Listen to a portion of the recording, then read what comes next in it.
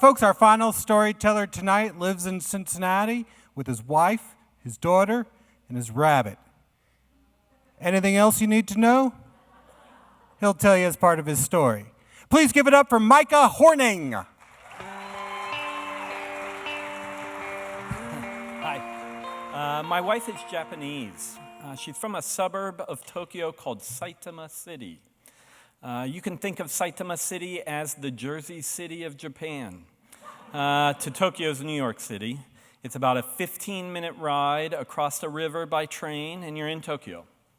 And also, people from Tokyo tend to refer to it as Da Saitama. Dasai means uncool or unfashionable, so Jersey City. Now, despite this insult, I love Saitama. I love it. My in-laws are there. They live in the house that my wife grew up in. I have a bed there. I have clothes there. I generally know my way around. And because of that, we travel to Japan, to Saitama, at least 2 weeks a year, every year since 2001. So for a very long time, we tried to coincide our trip with a very big holiday in Japan called Oshogatsu. This is basically the New Year's holiday, but it starts on December 31st. It officially goes till January 3rd, but unofficially it goes till about the 7th. Most things shut down.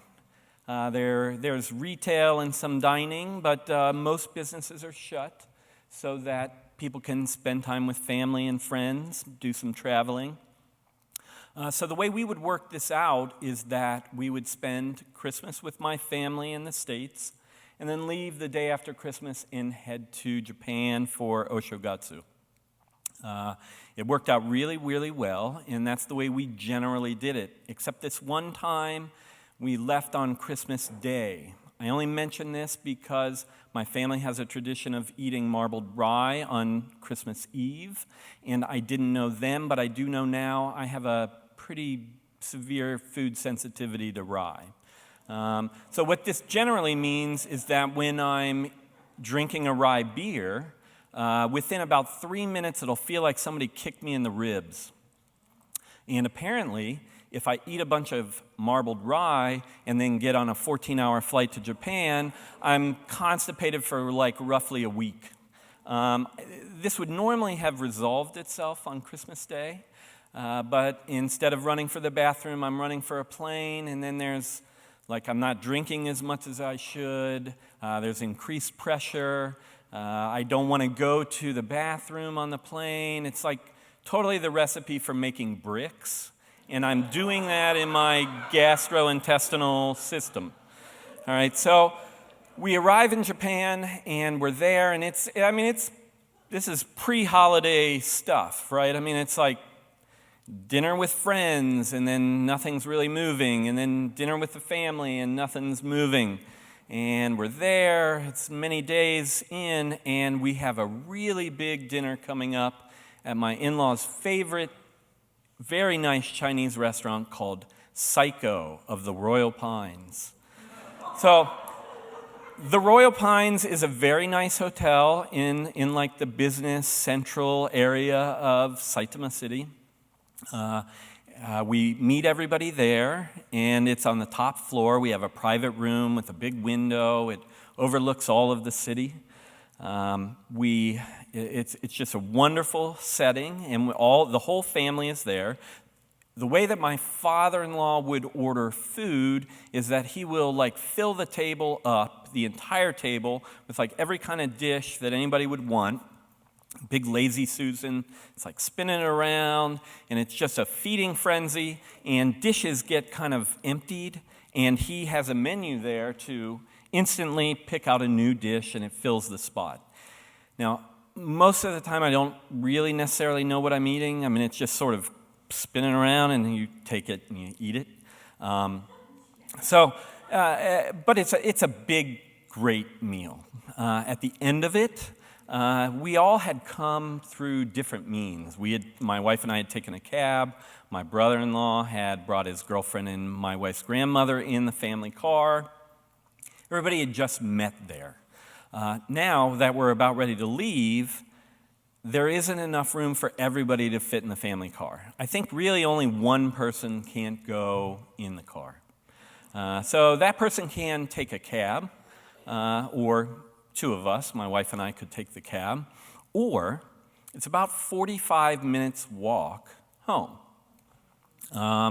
So it is late December. However, Tokyo and Saitama are on the same latitude as Atlanta. So very mild winter. It's about 9:30 at night. And if my wife and I walk home, we will walk by Tsukunomiya Shrine. Tsukunomiya Shrine is where we were married.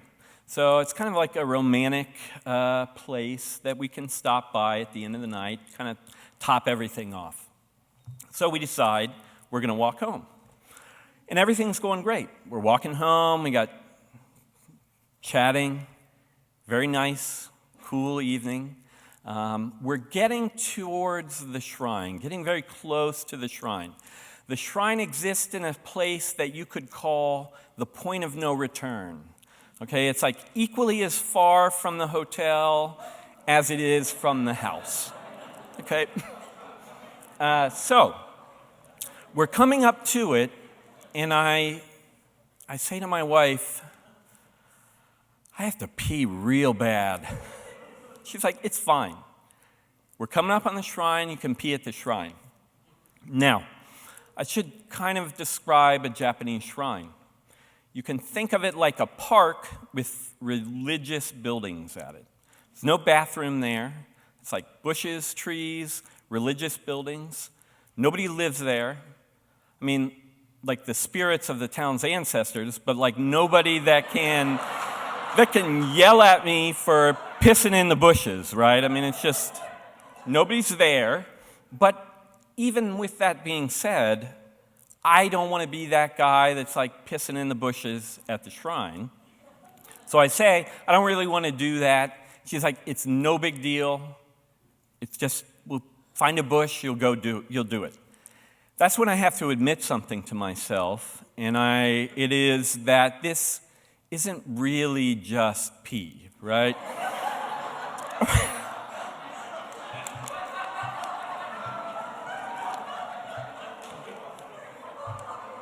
My wife and I have these Japanglish words that we make up to communicate with each other. One that we use in a situation like this is called oni unko. Unko means poop, and oni means demon or ogre. So it's a demon poop situation. I say to her, I don't think this is just pee. I think this is an oni unko situation. And she says, how oni is it? I say, it's very oni. It's very oni. Says that's totally fine. You can go at the shrine. Now, I don't want to pee at the shrine. I'm certainly not going to be the American guy that's dropping an oni unko at the shrine that I got married at. So I say, it's sacred. I mean, I'm not doing that. We got to breeze past this shrine. We got to quicken the pace, and we got to get home. This is where we're at. So we start walking, and she's kind of thinking out loud of things like there's like a grocery store, maybe like 5 blocks that way that may be open, or there's like a convenience store that at least I know used to be open over there. And this is all before smartphones existed, right? I mean, this whole thing could be solved in 2020 with like a app. But at this point, we're just out there like guessing at store hours like suckers, you know? I mean, we're just walking around. So trying to go as quickly as we can without running, right? I mean, I can't run. So she comes up with this idea, and it's a good one. It's not one of these thinking out loud ones. She says, Toma-chan lives like right around here. Now, Toma-chan is my mother-in-law's friend from high school. She's a small, very cheerful lady. I've met her on many occasions. I've been to her house. She's given me books of stamps multiple times for reasons. And I really like her. And I don't want to put an oniuko in her house. But we really are running. I mean, things are dire. Time is dire. So I entertain it. Yes. How do we go to Toma-chan's house? So she says, all right. So here's the thing with that. I've never walked there. I've only been driven. And it's never been at night, so I cannot guarantee you that I won't turn down the wrong road once or twice. And in my mind, this is we got one shot at this, right? There is no turning around or making the wrong turn. And also, if we do make the wrong turn and we're in an emergency situation, dropping an oniuko in someone's front yard is not objectively better than doing it at the shrine. These are both equally awful solutions. So we keep walking. We got to keep going. We gotta make it to home. So, quickening the pace, still not running, and we start heading downhill. Now, what I do know about Saitama, when we are heading downhill, we're heading home. We're heading towards the home stretch. By that I mean 15 to 20 minutes away, which might as well be an hour, really, as far as I'm feeling. I feel like I could make either of those with the same 0 degree of probability. So, we're walking down the hill. I know that we're getting close, and she says, I have two solutions. They're coming right up. We're coming up on an intersection. There is Family Mart. Family Mart is like a convenience store. It's on our side of the main road, so it's closer. I can't guarantee that they have a bathroom. However, it's there, and it's going to be open. Or we can cross 5 lanes of traffic, and there is a restaurant called Tonden. Now, 5 lanes of traffic to me at this point are make or break, right? But it is a guaranteed bathroom. There is absolutely 100%, it's open and there will be a bathroom. So I say, okay, we're going to Tonden. So Tonden is a traditional Japanese restaurant. When I say that in America, it feels a little fancy. In Japan, Japanese food is often just called food.